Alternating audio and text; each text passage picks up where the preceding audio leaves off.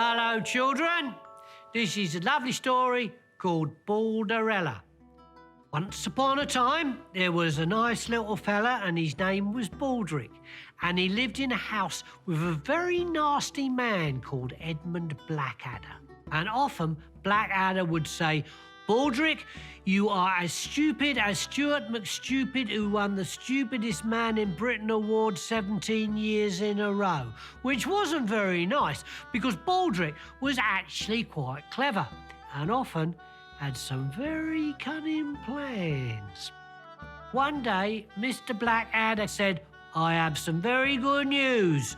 I am going to a magnificent ball." And Baldrick said, "Can I come too?"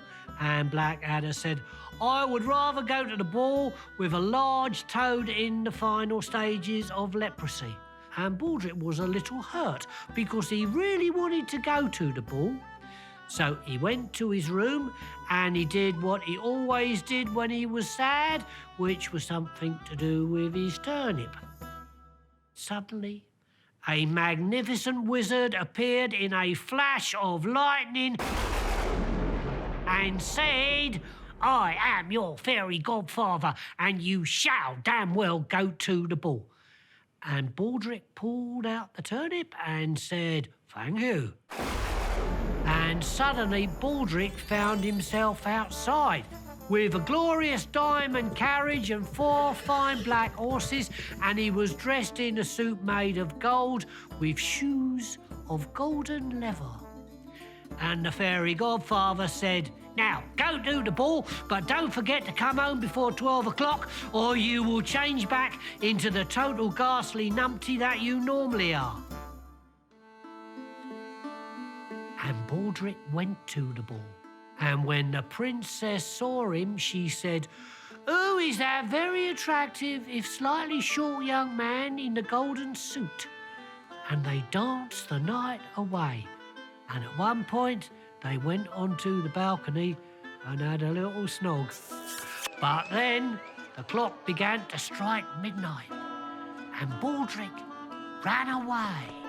And as he ran, one of his golden shoes fell off. And when he got home, he asked Mr. Blackadder if he'd had a good time at the ball. And Mr. Blackadder said no, because the princess has spent her whole night dancing with some little turd with a face like a diseased badger.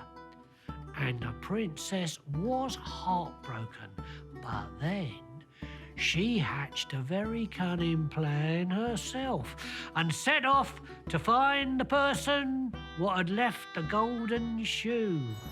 And she went all round the town until finally she arrived at Mr. Blackadder's house, and she said to him, "Is this your shoe?" And Mr. Blackadder said, "Yes, it is." But when he tried it on, it didn't fit at all, even though he tried so hard to ram it onto his foot that blood spurted out all over the princess's dress. And the princess said, "Does anyone else live here?"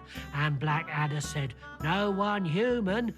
And the princess was just about to leave when Baldrick come in, and the princess asked Baldrick to try on the golden shoe, and Baldrick took off his little old boots and his socks, and he gently put on the golden shoe, and it fitted like a glove. And everybody cheered, and Baldrick was as happy as a little mole.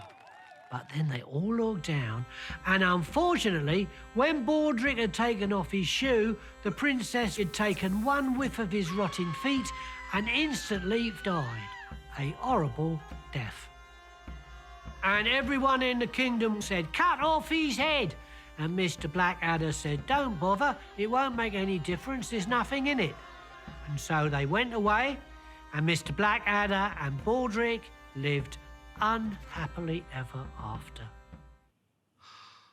Well, that's not strictly true, because it turns out that as well as having a very big turnip, Baldrick also had a very big heart, and he decided that he'd try and help other people like himself. So one day, he stuck a half-eaten tomato on his nose and did a little dance which made people laugh.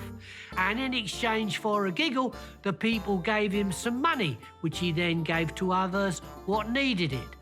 And ever since, on this finest of days, the kind-hearted people of the land have carried on helping those that need it most. Happy Stick Half a Red Tomato on Your Nose Day, everyone. Bye.